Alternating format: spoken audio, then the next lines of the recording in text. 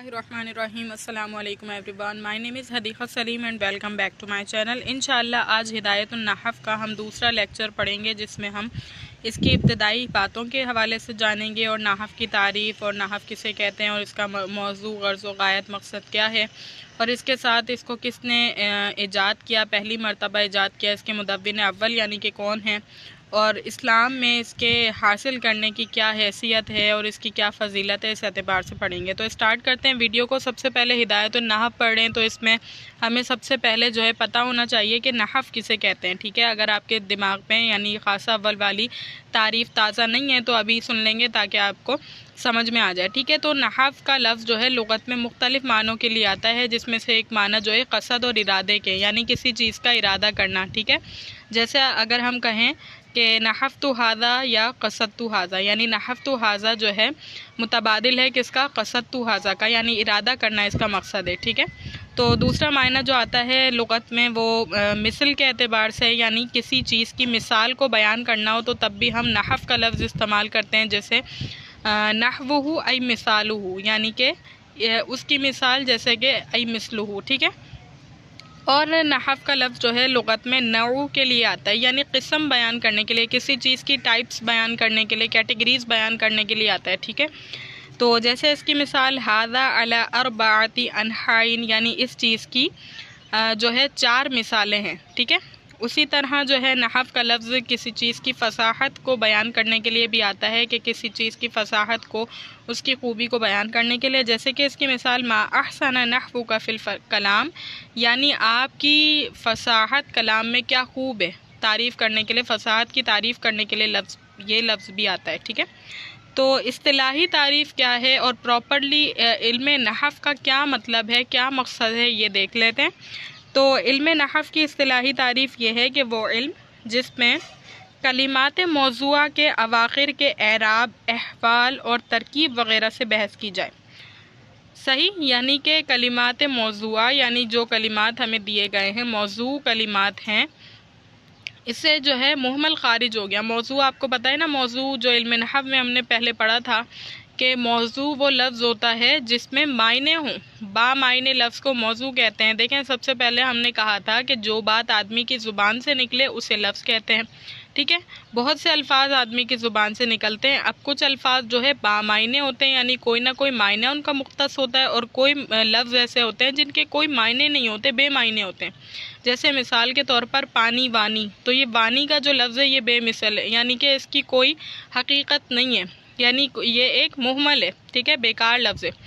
सही, जो हमारे पास मौजू था उसकी हमने मज़ीद किस्में पढ़ी थी। जैसे कि मौजू को हमने 2 हिस्सों में तकसीम किया था, एक कलमा यानी कि एक मुफरद और दूसरा मुरक्कब। ठीक है, फिर मुफरद को हम कलिमा भी कहते हैं और उसकी 3 किस्में हैं, इस्म, फ़ेल और हर्फ। खैर, इस्म, फ़ेल और हर्फ तक आपको समझ आया, दोबारा से फ्रेश हो गई होगी तारीफ़ जो आपने पढ़ी थी इल्म नहव में। लिहाजा अब देखिए कि इल्म नहव वो इल्म है जिसमें कलिमात मौज़ूआ, यानी कलिमात मौज़ूआ कौन से कलिमात, जो बामायने हों। कलिमात मौज़ूआ यानी कलिमात बामायना, बामायने कलिमात के अवाखिर। अब बामायने कलिमात आपको पता है ना कौन कौन से होते हैं, यानी मुफरद कलिमा जो होता है उसकी 3 किस्में हैं। 3 किस्में इस्म, फ़ेल और हर्फ, यानी इस्म, फ़ेल और हर्फ की आखिरी हालत और तरकीब वगैरह से बहस की जाती है। और दूसरी तारीफ़ इसकी ये होती है कि इल्म नहव वो इल्म है जिसमें इस्म, फ़ेल और हर्फ को जोड़कर जुमला बनाने की तरकीब और हर कलमे के आखिरी हर्फ की हालत मालूम हो, यानी इस्म एक लफ्ज़ है, फ़ेल एक लफ्ज़ है, हर्फ एक लफ्ज़ है। ठीक है, 3 अलग अलग लफ्ज़ हैं और तीनों जो है अपने अपने अलग अलग मायनों पर दलालत करने वाले हैं, यानी अलग अलग मायनों के लिए ये वज़ा किए गए हैं, निकाले गए हैं। सही, तो अब इनको जोड़कर एक जुमला बनाना, जुमला एक सेंटेंस बनाना, और उसके जो आखिरी हर्फ हैं, यानी इस्म के आखिर का एक लफ्ज़ है, इस्म के आखिर का लफ्ज़ है और उस पर एक एराब है, फ़ेल के आखिर का लफ्ज़ है, उस पर एक एराब है, हर्फ का भी अपना एराब है। तो इनके एराब के हवाले से जानना हम इल्म नहव में सीखते हैं। ठीक है, अब इल्म नहव जो होता है उसका मौजू क्या होता है, यानी किस चीज़ के बारे में बात करते हैं। जैसे कि हम अगर मेडिकल की बात की जाए तो इसमें इंसान के जिस्म की बात करते हैं, इंसान की एनाटमी और फिजियोलॉजी की बात करते हैं। खैर, वो आपका मौजू नहीं है। इल्म नहव का मौजू क्या है, इल्म नहव का मौजू वो कलमा और कलाम है। ठीक है, कलमा और कलाम, कलमा मुफरद और कलाम مرکب، بہت سارے الفاظوں کا مجموعہ، ٹھیک ہے۔ تو علم نحو میں کیا ہوتا ہے؟ علم نحو میں کلمہ اور کلام سے بحث کی جاتی ہے، ظاہر ہے جو جس کا موضوع ہوگا اس میں اسی کی بحث کی جائے گی۔ یہ بھی کہا گیا ہے کہ لفظ علم نحو کا موضوع لفظ موضوع ہے۔ اب لفظ موضوع سے واقف ہے نا آپ لوگ؟ میں نے ابھی بتایا تھوڑی دیر پہلے کہ لفظ موضوع سے مراد بامعنی مفرد بامعنی لفظ، یعنی کہا گیا کہ علم نحو کا موضوع لفظ موضوع ہے، یعنی بامعنی لفظ ہے، خواہ وہ مفرد ہو یا مرکب، چاہے وہ ایک کلمہ ہو صرف یا پھر وہ پورا کا پورا ایک جملہ ہو، ٹھیک ہے۔ یہاں تک کہ سمجھ آ گیا۔ اس کے بعد اب غرض کیا ہے؟ ہر ایک علم کی کوئی نہ کوئی غرض ہوتی ہے، یعنی کوئی نہ کوئی مقصد ہوتا ہے اس کو بنانے کا، اس کو نکالنے کا۔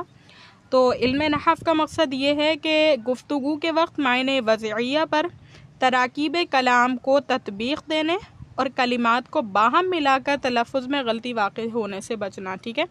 یعنی کہ مقصد یہ ہے، مطلب یہ ہے کہ جو کلام عرب میں یعنی جو گفتگو ہوتی ہے معنی وضعیہ کے ذریعے سے، ان میں تراکیب جو ہے، تراکیب کلمہ جو ہے ان کو تطبیق دینا اور کلمات کو باہم ملا کر تلفظ پیدا کرنا بھی اور اس میں غلطی ہونے سے بچنا، ٹھیک ہے۔ تلفظ تو پیدا کیا جا سکتا ہے لیکن ہر لفظ کے آخر میں صحیح اعراب تبھی پڑھا جا سکتا ہے، اس میں غلطی سے تبھی بچا جا سکتا ہے جب کہ ہمیں ان کی اعرابی حالت پتہ ہو، یعنی پتہ ہو کہ جو عربی زبان ہے اس میں فاعل حالت رفع میں ہوتا ہے، یعنی اس پر پیش آتا ہے، مفعول جو ہے حالت نصبی میں ہوتا ہے، یعنی اس پر زبر آتا ہے، اور جو مضاف الیہ ہوتا ہے یا مجرور ہوتا ہے اس پر جر آتا ہے، ٹھیک ہے۔ یہ بات ہمیں پتہ ہوگی تبھی ہم صحیح اعراب لگائیں گے اور تلفظ کی غلطی سے بچیں گے، ورنہ تلفظ کی غلطی سے ہم نہیں بچ سکتے جب تک ہمیں علم نحو کا علم حاصل نہ ہو۔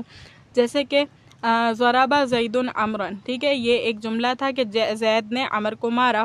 اب میں اگر زیدن کی جگہ زیدن کر دوں اور امرن کی جگہ امرن کر دوں تو بالکل سینٹینس ہی چینج ہو جائے گا، مطلب یہ ہو جائے گا کہ عمر نے زید کو مارا، جبکہ تھا کیا کہ زید نے عمر کو مارا۔ تو تلفظ کی غلطی سے بچنے کے لیے ہم کیا کرتے ہیں؟ علم نحو کو حاصل کرتے ہیں، یہ اس کا غرض و غایت ہے۔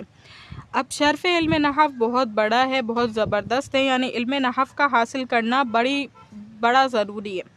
علم نحو کا حاصل کرنا فرض کفایہ میں سے ہے، کیونکہ کتاب اللہ اور سنت رسول صلی اللہ علیہ وآلہ وسلم سے استدلال کرنے میں ضرورت پیش آتی ہے۔ حضرت علی رضی اللہ تعالیٰ عنہ کا قول ہے تعلموا النحو کما تتعلمون الفرائض والسنن، ٹھیک ہے۔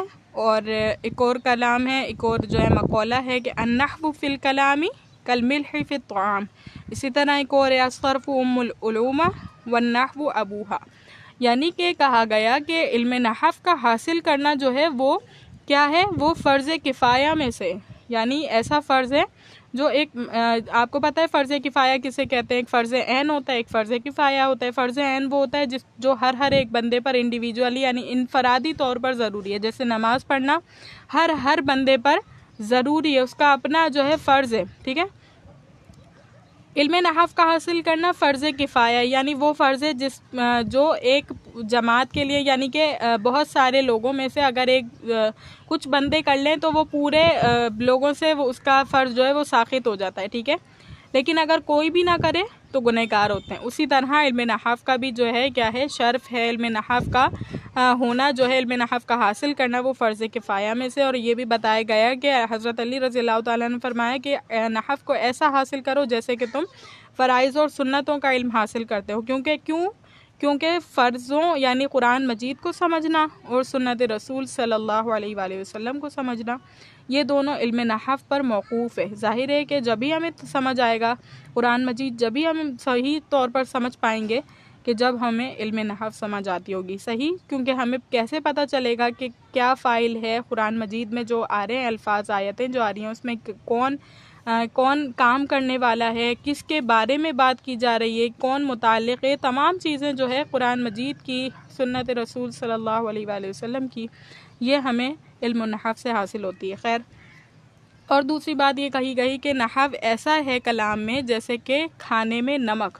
ٹھیک ہے، کھانے میں تمام چیزیں ہوں لیکن نمک نہ ہو تو ذائقہ محسوس نہیں ہوتا، ٹھیک ہے۔ اسی طرح علم نحو کی مثال ہے، اور ایک اور جگہ کہا گیا کہ الصرف ام العلوم والنحو ابوہا، یعنی صرف جو ہے، علم الصرف جو ہے وہ یعنی کہ کلام کا علوم کی والدہ ہے، اور نحو ان کا والد ہے، نحو ان کا باپ ہے، ٹھیک ہے۔ اب سوال یہ پیدا ہوتا ہے کہ علم نحو کی تدوین کیا ہے؟ بھائی ہر ایک علم کا کوئی نہ کوئی مقصد ہوتا ہے، یعنی کہ کوئی نہ کوئی شروعات کا کچھ سٹارٹنگ پوائنٹ، کوئی ابتدا ہوتی ہے، ٹھیک ہے۔ تو اس کی ابتدا کیا ہے، یہ کہاں سے شروع ہوا، یہ کیسے شروع ہوا اور کیوں شروع ہوا، ٹھیک ہے۔ تو یہ کیسے شروع ہوا؟ دور جاہلیت اور آغاز اسلام تک اہل عرب جو ہے وہ اپنی فطری اور عادت کے مطابق فصیح و بلوغ گفتگو کیا کرتے تھے، یعنی جو عربی زبان والے تھے، اہل عرب تھے، وہ بڑی زبردست جو ہے نا گفتگو کیا کرتے تھے جب تک اسلام پھیلنا شروع نہیں ہوا تھا، ٹھیک ہے، جب تک کی بات ہے۔ پھر جب اسلام پھیلنا شروع ہوا تو ظاہر ہے کہ جوخ در جوخ لوگ جو ہے اسلام میں داخل ہونے لگے۔ اب اسلام میں داخل ہونے کی وجہ سے، یعنی جب جیسے جیسے وہ آنے لگے تو عربیوں اور عجمیوں کی زبان میں اختلاط پیدا ہوا، یعنی آپس میں وہ مل گئی، مکس ہو گئی، ٹھیک ہے۔ مکس ہونے کی وجہ سے ان کے الفاظ بھی عربی میں داخل ہو گئے۔ اب عربی ویسی نہیں رہی جیسے کہ پہلے فصیح و بلیغ تھی، ٹھیک ہے۔ تو پہلے جیسی فصیح و بلیغ تھی ویسی نہیں رہی۔ اس کے بعد کیا ہوا، کچھ جو سلیم الفطرت لوگ تھے، یعنی جو غور و فکر کرنے والے تھے، انہوں نے غور کیا اور انہوں نے سوچا کہ یہ خرابی پیدا ہو گئی ہے۔ خیر اس کے بعد یہ ہوا کہ امیر المومنین حضرت علی رضی اللہ تعالیٰ عنہ کی خدمت میں حضرت ابو الاسود دؤلی رحمہ اللہ جو ہے حاضر ہوئے، اور انہوں نے جو ہے حاضر ہوئے تو ابو الاسود دؤلی رحمہ اللہ فرماتے ہیں کہ میں نے حضرت علی رضی اللہ تعالیٰ عنہ کے ہاتھ میں ایک رقعہ دیکھا، یعنی کچھ اصول و ضوابط لکھے ہوئے تھے ایک پیپر پہ، یا آپ رقعہ کہہ لیں، تو اس پر لکھے ہوئے تھے۔ اس کے بعد کیا ہوا، وہ رقعہ حضرت علی رضی اللہ تعالیٰ عنہ نے ابو الاسود دؤلی رحمہ اللہ کو دے دیا اور فرمایا کہ میں نے کلام عرب میں غور کیا اور میں نے دیکھا کہ یہ عجمیوں کے اختلاط کی وجہ سے بہت بگڑ گئے ہیں، لہٰذا میں نے کچھ جو ہے اصول و قواعد مرتب کیے ہیں، آپ بھی اپنا ذہن لگائیں اور اس میں آپ کو جو جو محسوس ہو، جو یعنی سمجھ آئے عربی کلام کے اعتبار سے، وہ اس میں داخل کر لیں، ٹھیک ہے۔ تو ابو الاسود دؤلی رحمہ اللہ فرماتے ہیں کہ میں نے اس عبارت کو دیکھا، اس میں لکھا ہوا تھا کہ الکلمۃ علی ثلاثۃ اقسام اسم و فعل و حرف، ٹھیک ہے، اور لکھا ہوا تھا کہ والاسم ما انبا عن المسمى والفعل ما انبا عن الفاعل والحروف ما انبا عن معنى ليس علم بفعل، ٹھیک ہے، یعنی لکھا ہوا تھا کہ اسم وہ ہے جو مسمى پر دلالت کرتا ہے، اور فعل وہ ہے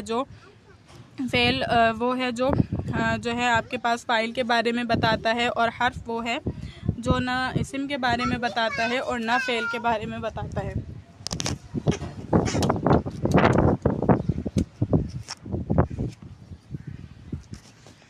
اس کے بعد کیا ہے، اس کے بعد یہ ہے کہ جو آپ کے پاس اس کے بعد یہ بتایا گیا ہے کہ ابو الاسود دؤلی رحمہ اللہ نے جو ہے اپنے اصول اور ضوابط جمع کرنے شروع کر دیا اور اس کے مطابق جمع کرتے رہے۔ پھر وہ جب انا اور اس کی اخوات پر پہنچے تو انہوں نے مجموعہ جو ہے حضرت علی رضی اللہ تعالیٰ عنہ کو دکھایا، اس پر حضرت علی رضی اللہ تعالیٰ عنہ نے فرمایا کہ اس میں لاکنہ وغیرہ کے باب بھی شامل کر لو۔ پھر اس کے بعد وہ رقعہ لے کر جو پرنسپل لکھے تھے، انہوں نے اصول و ضوابط لکھے تھے، تیار کیے تھے، وہ حضرت علی رضی اللہ تعالیٰ عنہ کے پاس لے کر گئے۔ تو حضرت علی رضی اللہ تعالیٰ عنہ نے مسرت کا اظہار کرتے ہوئے ان سے فرمایا ما احسن هذا النحو الذي قد نحوت، یعنی فرمایا کہ کیا زبردست مجموعہ ہے جو آپ نے تیار کیا ہے۔ اور حضرت علی رضی اللہ تعالیٰ عنہ نے چونکہ مسرت کا اظہار کہتے ہوئے اس مجموعے پر نحو کا لفظ کہا تھا، لہٰذا اس کا نام جو ہے علم نحو پڑ گیا، ٹھیک ہے۔ تو علم نحو اس کا نام اسی وجہ سے پڑا ہے